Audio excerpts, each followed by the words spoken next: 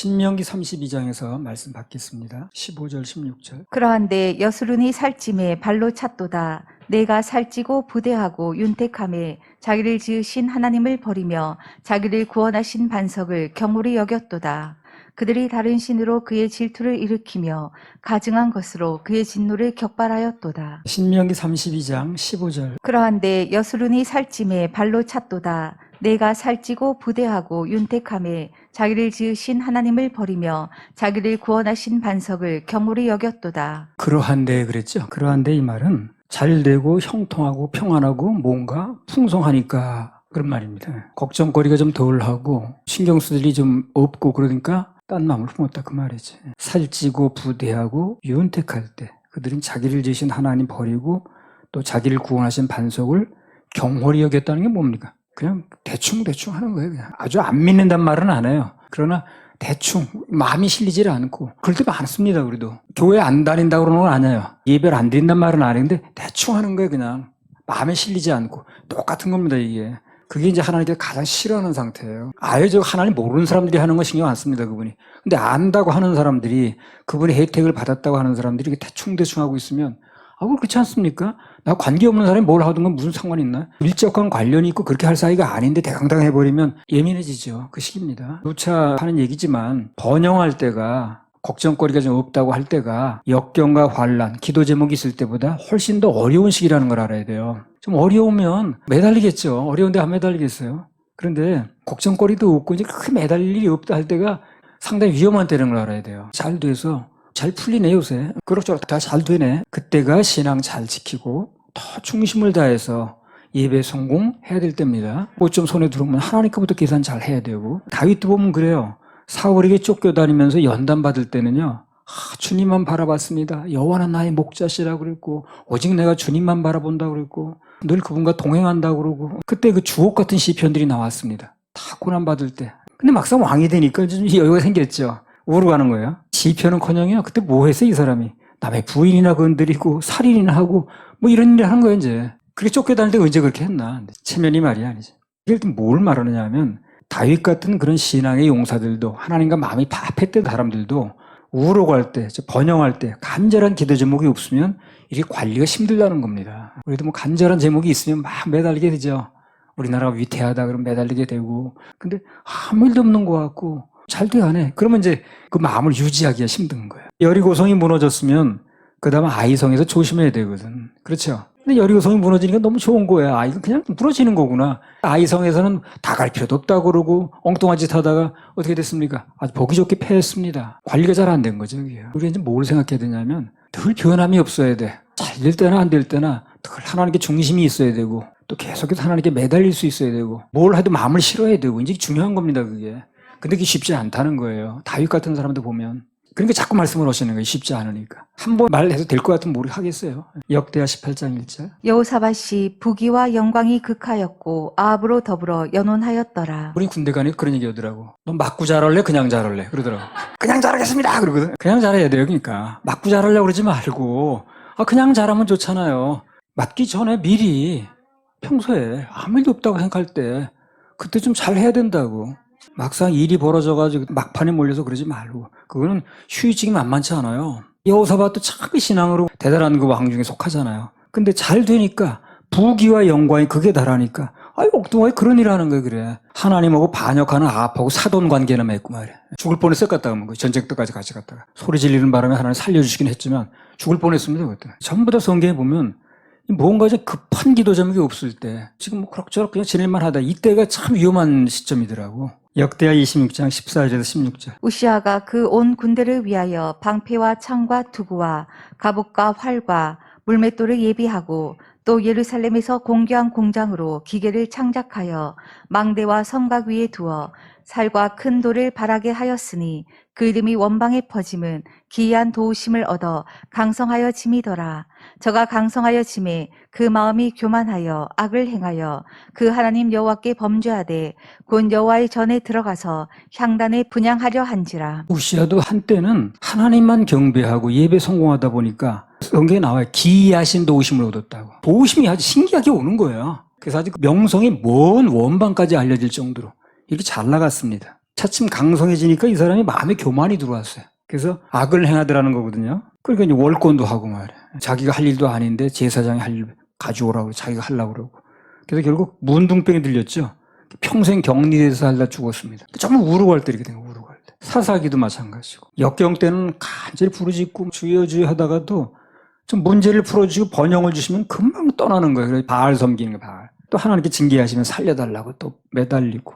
다람쥐 책 바퀴 돌듯이 맨 그 패턴이라. 우리나라도 하나님 축복으로 경제적으로 윤택해지니까 맨 놀러만 다니고 하나님 찾지도 않고 간절한 마음도 없고. 우리는 세상에 어찌 가든 늘 하나님께 간절한 마음을 가져야 되고 그분이 역사의 수레바퀴를 돌린다는 걸 인정해드려야 되고 그분께 늘 중심을 다해 예배 성공해야 되고. 빌립보서 4장 11절 13절. 내가 궁핍함으로 말하는 것이 아니라 어떠한 형편이든지 내가 자족하기를 배웠노니 내가 비천에 처할 줄도 알고 풍부에 처할 줄도 알아. 모든 일에 배부르며 배고픔과 풍부와 궁핍에도 일체의 비결을 배웠노라.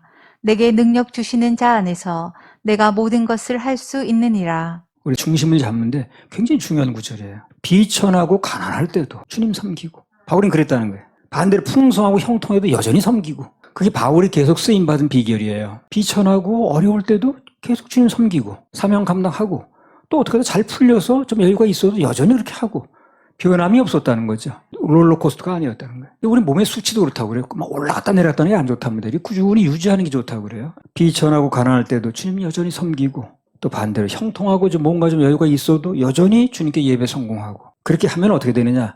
빌립보서 4장 13절이라는 진정한 선물이 옵니다.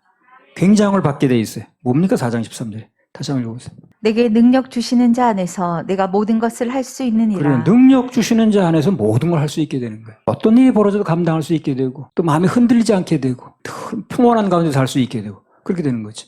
그런 사람들이 많이 있게 되면 그 주위가 다 평안해지는 겁니다. 가장이 또 교회에서 어떤 입지에 있는 사람이 또 집안에서 회사 인도급에 있는 사람이 그렇게 하면 나머지 사람 편안하겠죠. 그렇게 풍족할 때나 부족할 때나 다 주님 섬기고 마음이 변치 않은 사람에게는 모든 것을 할 수 있는 진정한 선물이 주어지는 거예요. 뭐 산에 가서 뭐 불 받았다 그런 게 아니라 진짜 그런 마음을 가지고 있을 때 한마디로 어떤 형편이든지 감사하면서 살면 그게 바로 능력받는 겁니다.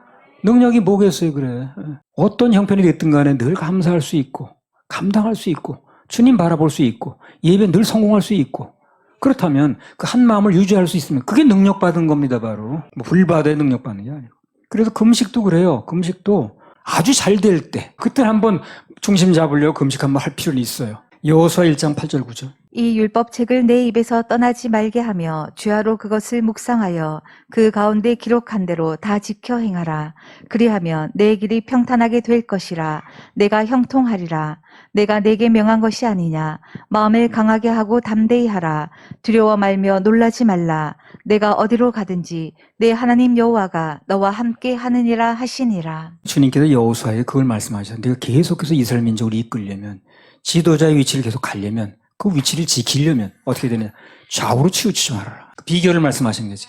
좌우로 치우치지 말라는 거야. 네가 지도자 역할을 계속 하려면 이 민족을 이끌고 가려면 좌우로 치우치지 말라는 게 뭡니까 쉽게 말하면. 좌로 갈 때나 우로 갈 때나 거기 영향받지 말고 주님만 선비라는 얘기죠. 주님만 생각하라는 얘기 그 얘기 아니겠어요? 좌우로 치우치지 말라는 얘기가 생각이 어디에 중심에 있어야 되느냐. 잘 될 때나 안 될 때나 역경이 왔을 때나 위험할 때나 뭘 잘 풀리고 승리할 때나 여전히 주님 생각하라는 얘기를 하는 거거든.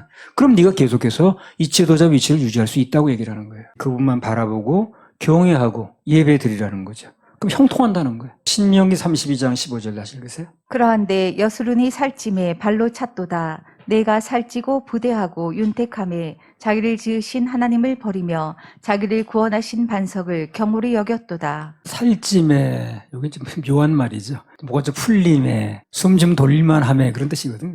그때 하나님을 발로 차는 행위를 하지 말라는 겁니다. 발로 찬다니 하나님 보호의 발로 차지. 그게 아니고 마음을 안 쏟는 거예요, 거기다가. 그게 발로 차는 행위입니다.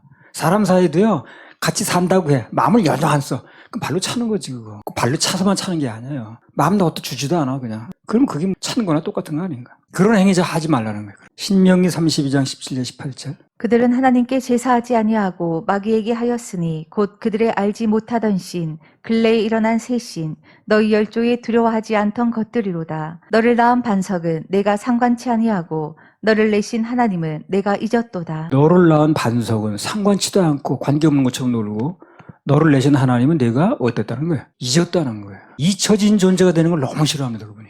어떤 일이 벌어지면 하나님이 계시지 예수님이 계시지 참 나를 돕는 성령님이 계시지 삼일째 하나님 생각하는 게 좋은 겁니다. 이게 가장 나쁜 게 뭐냐면 하나님께서 가장 싫어하시는 게 그분을 잊어버리는 걸 싫어해요. 우리는 좋은 일에도 물론 기억해야 되고 안 좋은 일이 있어도 낙심하고 절망하고 있을 게 아니라 하나님이 계시지 주님이 도와주지 생각하는 게 중요합니다. 그걸 원하시는 거예요. 잊어버린다는 거 이걸 너무 싫어하시는 거예요.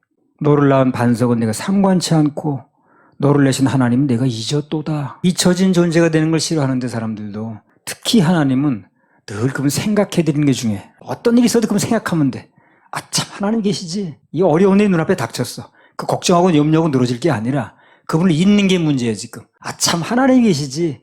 전에 이렇게 역사하셨던 하나님이 여전히 계시지. 생각해내는 게 중요합니다. 그 생각해내고 안 내고가 굉장히 중요해. 생각하지 않고 하는 행위를 아주 발로 차는 행위라 이렇게 얘기를 하는 거예요. 그들은 하나님께 제사하지 아니하고 마귀에게 하였으니 예배 실패했다는 얘기죠. 곧 그들이 알지 못하던 신 근래에 일어난 새 신 너희 열조에 두려워하지 않던 것들이로다. 항상 말하듯이 주님을 떠나는 것의 대표적인 행위가 바로 그겁니다. 항상 하나님께 제사하지 않는 거예요. 예배하지 않는 거죠. 그리고 18절에 나온 대로 하나 잊어버리는 거고.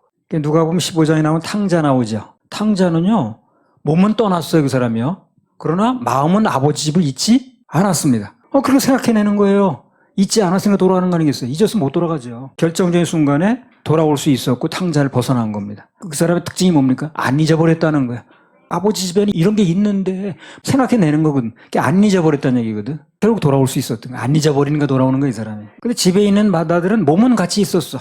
근데 마음이 떠났어. 내게 있는 게 다 내 것이고 다 얘기를 해도 그걸 생각을 못하는 거야 이 사람은. 잊어버린 거지. 그래 탕자야 그 사람이. 잊어버린 사람이 탕자야. 좀 어려워도 하나님 잊지 않고 계속 매달리고 또 예배 성공하고 그러면 그 사람 탕자가 아니야. 시편 16장 4절. 다른 신에게 예물을 드리는 자는 괴로움이 더할 것이라. 나는 저희가 드리는 피의 전제를 드리지 아니하며 내 입술로 그 이름도 부르지 아니하리로다. 여기 말씀대로 하나님을 예배하지 않고 다른 것에 예배하면 간단히 말하면 마음 뺏겼다는 얘기입니다. 다른 것에 예배한다는 뭐예요? 마음 뺏긴 거거든 그게. 다른 것을 예배하고 추구하면 결국 그 인생은 괴로움만 더한다는 거예요. 괴로움만. 다른 데 마음 뺏기면 행복하지 않다는 겁니다. 괴로움만 더한다는 거예요. 그럼 내 인생에 괴로움 당하지 않으려면 마음 뺏기지 않으면 되는 거예요. 답을 알려주는데 헤맬 게 뭐 있나. 답을 모를 때 헤매는 거지. 그런 맥락에서 죽은 자에게 제사도 하지 말라는 거예요. 다 예배 실패입니다. 그게. 그래서 그 결과는 괴로움만 더하다는 거예요. 괴로움만. 단순한 지식으로 받아들일 게 아니라 내가 예배 성공하고 있는 거야 지금. 다른 것에 마음 뺏기고 있지 않는가. 반드시 적용을 항상 해봐야 됩니다. 이거. 항상 자기들 해봐야 돼요. 다른데 마음 엉뚱한 데 뺏기고 있지 않는가. 이거는 괴로워지니까 결국에. 마음을 안 뺏기고 주님만 생각하고 있으면 괴로움의 반대가 행복이니까. 행복한 거예요 늘. 인생을 행복하게 사는 비결을 많이 강의들 하던데 행복하는 사는 비결이 뭐겠어요? 주님만 생각하면 되는 거예요. 그럼 그분이 우리 행복하게 해준다는 거예요. 행복 강의 따로 들을 게 뭐 있나. 시편 30편 6절. 내가 형통할 때에 말하기를 영영이 요동치 아니하리라 하였도다. 형통할 때 말하기를 영영이 요동치 않겠다. 요동치 않는다는 게 아까 여호수아 한 말이 그거예요. 좌나 우로나 치우치지 않겠다는 거예요. 그럼 형통하고 내가 잘 된다 그랬잖아요. 잘 될 때도 맘 뺏기지 말고 뭐 좀 안 돼도 거기 너무 맘 뺏겨가지고 절망좌절하지 말고 주님 바라보고. 이게 요동치 않는 거예요. 뭘 하는 사람은 요동치를 않더라고. 그 사람에 다 역경이 있겠죠. 살다 보면 환경이 다 있겠죠. 그래서 늘 그 자리에 있어. 그리고 늘 한결같아. 이게 요동치 않는 거거든. 다윗이 내가 형통할 때 말하길 나 요동치 않겠다 얘기하는 거예요. 그게 중요한 거예요. 내가 형통할 때도 요동치 않겠다 나는. 그럼 뭐 좀 안 돼도 나 요동치 않겠다. 이 요동치 않는 게 중요한 거예요. 신명기 32장 19절 20절. 여호와께서 보시고 미워하셨으니 그 자녀가 그를 경록케 한 영고로다. 여호와의 말씀에 내가 내 얼굴을 숨겨 그들에게 보이지 않게 하고 그들의 종말에 어떠함을 보리니 그들은 심히 패역한 종류요 무신한 자녀임이로다. 20절에 여호와의 말씀에 내가 내 얼굴을 숨겨 그들에게 보이지 않게 하고 그러셨죠. 한마디로 이게 무슨 얘기냐면 그들을 위해서 아무것도 안 하시겠다는 얘기를 하는 거예요. 난 너희들 위해서 아무것도 안 할 거야. 그래서 주님의 빛이 비추지 않는 거, 그것은 큰 문제가 없습니다. 반대로 그분의 빛이 비치기만 하면 문제가 아니에요. 거기 모든 게 달려있어요. 내가 아무리 캄캄해도 빛만 들어가면 어떻습니까? 환해지겠죠. 빛이 들어가면 어둠 버티지 못합니다. 빛이 안 들어가는 게 문제거든요. 내 환경이 어둡냐, 답답하냐, 막막하냐, 이게 중요한 게 아니에요. 거기 빛이 들어가면 되는 거예요. 그런데 예배 실패하게 되면 내가 비추지 않겠다는 얘기는 일을 안 하겠다는 얘기를 하는 거예요. 우리는 그런 거 환경 관계없이 그냥 예배 성공하고 늘 그분 생각하고 마음의 중심을 실어드리면 됩니다. 복잡하지 않아요. 맨 그 얘기인데 뭐 이게 이해가 없어요. 무슨 일이 벌어져도 아무리 어두운 일이 벌어져도 빛만 들어가면 돼요. 빛만 들어가면. 빛이 들어가면 어둠이 버티지 못해요. 어떤 경우에도 빛만 비추면 되는 거거든요.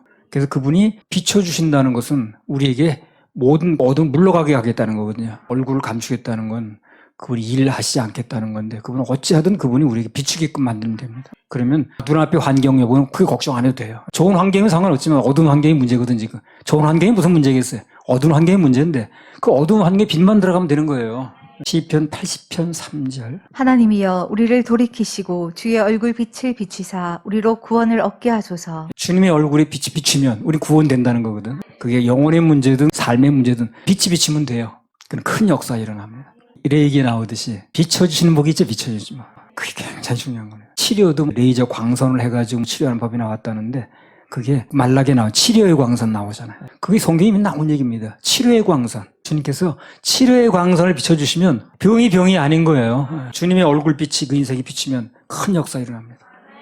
빛이 비치면 그 어둠이 어떤 종류든 간에 다 물러가게 돼 있어요. 어둠은 절대 못 버팁니다. 문제는 빛이 들어가느냐 문제인데 내게 마음을 쏟아주면 예배 성공하면 내가 얼굴을 안 돌리겠다는 건 계속해서 얼굴 빛을 비춰주시고 일을 해주겠다는 거거든. 이 비결을 우리가 알아야죠. 신명기 32장 21절부터 24절. 그들이 하나님이 아닌 자로 나의 질투를 일으키며 그들의 허무한 것으로 나의 진노를 격발하였으니 나도 백성이 되지 아니한 자로 그들의 시기가 나게 하며 우준한 민족으로 그들의 분노를 격발하리로다. 내 분노의 불이 일어나서 음부 깊은 곳까지 사르며 땅에 그 소산을 삼키며 산들의 터도 붓게 하는도다. 내가 재앙을 그들의 위에 쌓으며 나의 살을 다하여 그들을 쏘리로다. 그들이 주림으로 파리하며 불같은 더위와 독한 파멸에게 삼키울 것이라. 내가 들짐승의 이와 티끌에 기는 것의 독을 그들에게 보내리로다. 하나님께서 가장 싫어하시는 것 중에 하나가 당신의 자녀들이 하나님이 아닌 허무한 것을 섬기고 추종하는 거, 거기 맘 뺏기는 거. 이걸 가장 싫어하셔요. 이건 뭐 얼마나 강조하는지 몰라 이거. 하나님의 자녀라고 하면서 하나님 생각 안 하고 허무한 것 갖다 맘 뺏기고 그 추종하고 말 따라다니고 우리 그리스도인 청소년들은 뭐 세상 가수들 쫓아다니고 그러면 안 돼. 하나님 싫어하셔. 그건 맘 뺏기는 거거든. 그거. 누군가 하나님의 자녀라는 사람이 그래 나가면 그런 사람은 일단 환란과 역경 이런 환경을 통해서 돌이킬 기회를 주십니다. 환경을 통해서 느끼게 만드는 거예요. 뭐가 안 풀리고 예상치 않은 일이 벌어지고 사고가 터지고 환경이거든요. 그런 걸 통해서 이제 일단 다루시는 거예요. 그러냐면 환경을 또 돌이키라는 얘기거든요. 그러니까 그때 돌이키면 조금 더 손해가 나는지 모르지만 그 수습이 되는 거예요. 근데 그때를 놓치게 되면 계속해서 기회를 주는 건 아니죠. 아예 나중에 데려가십니다. 그 얘기가 23절에 나오는 거예요. 한번 읽어보세요. 23절 다시. 내가 재앙을 그들의 위에 쌓으며 나의 살을 다하여 그들을 쏘리로다. 살로 쏜다는 게 무슨 얘기입니까? 데려가신다는 얘기라는 거예요. 그러니까 환경을 통해서 뭔가 이 사람이 깨닫게끔 기회를 주시는 건데 알아듣고 돌이키면 환경적으로 뭐 손해가 좀 났는지 그걸로 이제 끝나는 거죠. 근데 그래도 못 알아듣고 계속 나가게 되면 살로 쏴버리는 거예요. 데려가신다는 거죠. 하나님께 예배 실패하고 떠난 사람은 일단 하나님께서 어떤 징계를 통해서 그 인생 전반에 영향을 받게 합니다. 그래서 돌이키면 되는 거예요, 그때만. 후유증이 좀 있겠지만. 미리 잘하면 더 좋은 거고. 근데 그 단계에서 돌이키지 않으면 화살을 쏴버리는 겁니다. 데려가시는 거예요. 하나님의 자녀라면 그렇게 다룹니다. 하나님 자녀가 아닌 사람 가짜는요, 그렇게 다루지도 않아요. 나중에 한꺼번에 계산하면 되니까. 근데 하나님의 진짜 자녀가 된 사람은 그렇게 계속 잘못하고 이렇게 나오면 그냥 내버려두지 않아요. 몇 번 환경을 더 치시다가 안 되면 데려가십니다. 시편 7편 12절 13절. 사람이 회개치 아니하면 저가 그 칼을 가르시며 그 활을 이미 당겨 예비하셨도다. 죽일 기계를 또한 예비하시며 그 만든 살은 화전이로다. 사람이 회개치 아니하면 안 돌아오면 칼을 갈고 계시다는 거예요. 그 활을 이미 당기고 있는 거 이렇게 해요. 당기고 있으면 놈은 날아가는 거죠. 그 시간 문제인 거예요. 그 사람이 위험한 상태에 있는 거죠. 활을 꺼내서 이렇게 들고 있는 것도 아니고 시위를 당기고 있다는 얘기는 뭐예요? 노문 나가는 거 아닌가? 죽일 기계를 예비하고 있다는 거예요. 그리고 이 사람은 교통사고로 죽을는지 뭐 어디가 낭떠러지 떨어져 죽을는지 아니면 병에 걸려 죽을는지 뭔지 모르는 게 우리는요. 죽을 기계가 예비되어 있다니까. 미리 잘하는 게 좋고 좀 그렇지 않다 할지라도 빨리 돌아와야 돼요. 빨리 회개하고 사람이 회개치 않으면 그렇게 일어난다고 그러니까. 하나님 자녀가 그분의 피를 받은 사람이 그분을 떠나고 계속 이런 식으로 나가면 언제 그 진노의 화살이 날아올지 모릅니다. 당기고 있는 건데 화살을. 이미 당기어 예비하셨다 그러잖아요. 지금 꺼내는 것도 아니고 이미 당기어 예비하고 있는 거예요. 언제 놓기만 하면 되는 화살 날아가는 겁니다. 그분이 쏜 화살이 뭐 빗나가겠어요? 뭐 하겠어요? 불을 놓기만 하면 바로 화살이 날아가는 겁니다. 죽일 기계를 예비했다. 거듭난 그리스도인은 정말 긴장해야 됩니다. 그분으로 오는 혜택도 많이 있지만 특별 권력관계이기 때문에 우리가 또 감당해야 될 일도 굉장히 많아요. 일반 사람이 요구하지 않는 거 요구하는 겁니다. 그래서 이런 상태를 너무 잘 알고 있는 다윗이 어떻게 했다는 거예요. 시편 7편 17절. 내가 여호와의 의를 따라 감사하며 지극히 높으신 여호와의 이름을 찬양하리로다. 그런 걸 너무 잘 알고 있는 다윗이 한마디로 내 입에서 원망의 말을 그치고 감사 그리고 찬양을 하겠다는 거죠. 그러니까 복잡하게 생각할 거 없이 마음과 뜻과 정성을 다해서 중심을 가지고 예배하는 마음 이것만 잃지 않으면 되는 거예요. 그럼 만사 형통입니다. 신명기 32장 25절. 밖으로는 칼에 방 안에서는 놀람에 멸망하리니 청년 남자와 처녀와 젖먹는 아이와 백발 노인까지리로다. 예배에 실패하면 밖에 나가든 안에 들어오든 두렵고 떨리고 평안이 없어요. 불안한 일들이 늘 벌어지고 예배 성공하면 환경과 관계는 평안이 있어요. 예배 성공하면 평안이 있습니다. 근데 예배 실패하면 눈앞에 뭐가 잘 되는 것 같은 늘 불안해 마음에. 이분이 그냥 가만히 계시지 않을 텐데 하는 마음이 들어요. 근데 예배 성공하면 모든 일이 평안하고 형통하고 전화위복으로 되어집니다. 그 합력선 전화위복이라는 말이 나오잖아요. 로마서 8장. 합력선, 전화위복. 우리 하나님께 맡기고